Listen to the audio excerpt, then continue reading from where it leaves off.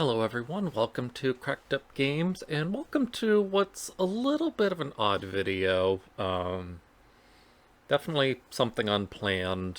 Never really thought I'd do a video like this, but this is just kind of my own way of processing things.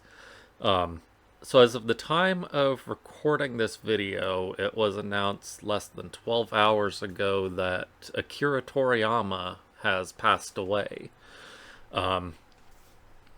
I imagine there's not a whole lot of people that don't know who that is, but for those of you who don't, he's most well known as the creator of the Dragon Ball franchise. And as a big fan of anime and gaming and stuff, Dragon Ball Z was kind of my introduction to anime, as it was for a lot of people in the 90s. So he's someone that I owe a lot of my interest to, and seeing the news that he passed away just kind of threw me for a loop this morning.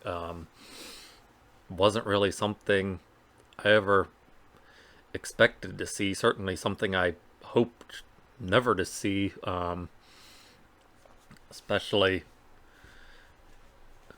at a sort of earlier age. I mean, the man was 68, but he passed away of an acute subdural hematoma, which I don't remember exactly what that means, but I know it's hematoma is something related to blood. But yeah, and the most unfortunate part about it is that he had quite a lot of like projects that were currently in development.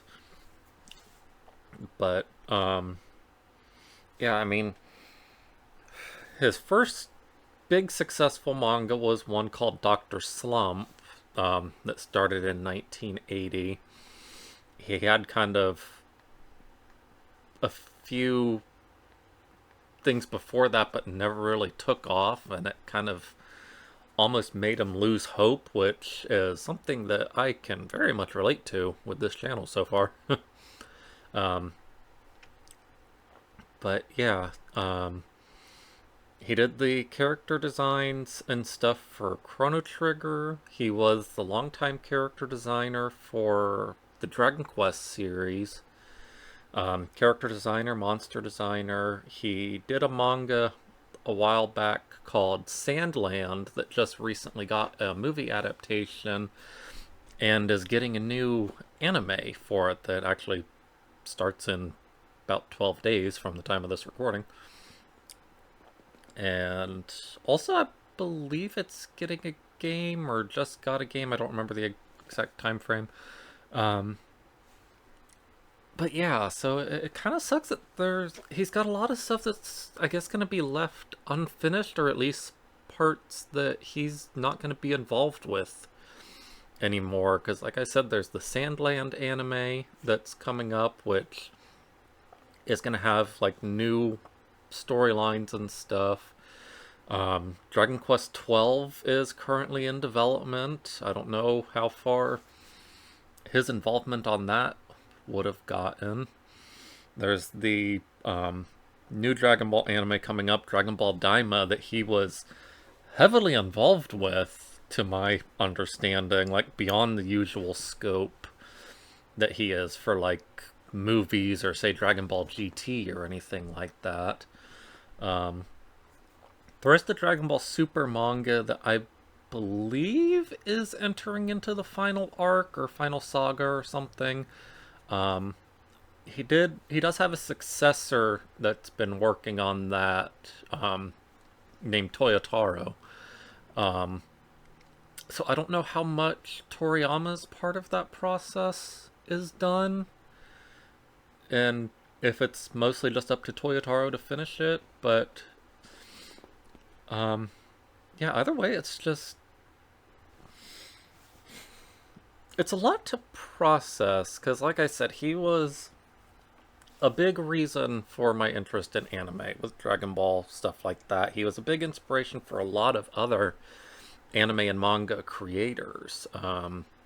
Kishimoto, the creator of Naruto, Kubo, the creator of Bleach, ones like them, they've cited Dragon Ball as inspirations. My hair is really making this difficult. It's very distracting.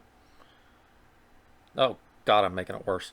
Um, but yeah, like, sorry this video is like so incredibly unrehearsed. Like I said, I did not plan on doing this. It's very just impromptu, sudden, and again, not something I really expected to ever do for any sort of like celebrity or creator or anything like that. But this is partly just a way to help myself process it, as well as to pay tribute to what I consider to be a living legend.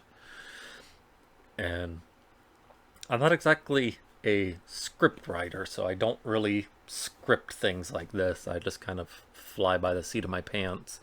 Um, but yeah, I mean, as a gamer, I've played most of the Dragon Ball games. I haven't played all of them. Like, I haven't played Taiketsu, thank God. Um, haven't played the most of the DS ones. Harukanar Densetsu, or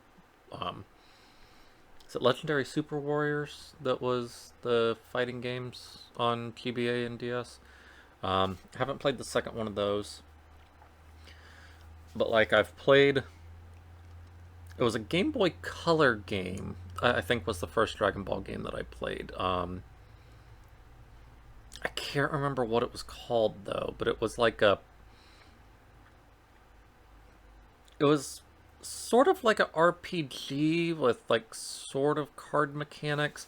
But it was interesting because it ran all the way through the end of Z, even though the game only came out, I think, during like the Android or Cell saga. So it was like very early introductions to like most of the Buu saga stuff, like Perfect Cell, Super Saiyan 2 Gohan, Vegito, stuff like that. And I've played all of the Budokai games, all of the Budokai Tenkaichi games, played Ultimate Tenkaichi, which I was not a fan of. It feels like glorified rock, paper, scissors.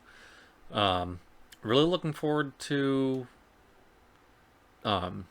Sparking Zero, Budokai Tenkaichi 4, for those that don't know the Japanese names for that series. It's a little confusing that they're changing it for the US this time, but still kind of interesting. But yeah, like, Dragon Ball Z Kakarot was a fantastic game. Could have been better in some ways, but it was still amazing for what it was. Loved the Raging Blast games, even though they irritate the heck out of me because I'm not good at fighting games. Same with Dragon Ball Fighters. Fantastic animations and stuff, but I'm even worse at traditional 2D fighting games than I am at arena fighters, so I am not good at it. But yeah, it's weird thinking of a world that's not going to have Akira Toriyama when he was such a formative part of a lot of my interests and a very big part of my childhood. So yeah, kind of struggling to think of things to say at this point, so not gonna really drag this on any longer. To Akira Toriyama, I hope that you have fun up in heaven, and you will be missed. You are an absolute legend. Until then, I will see you all in the next video. Bye-bye.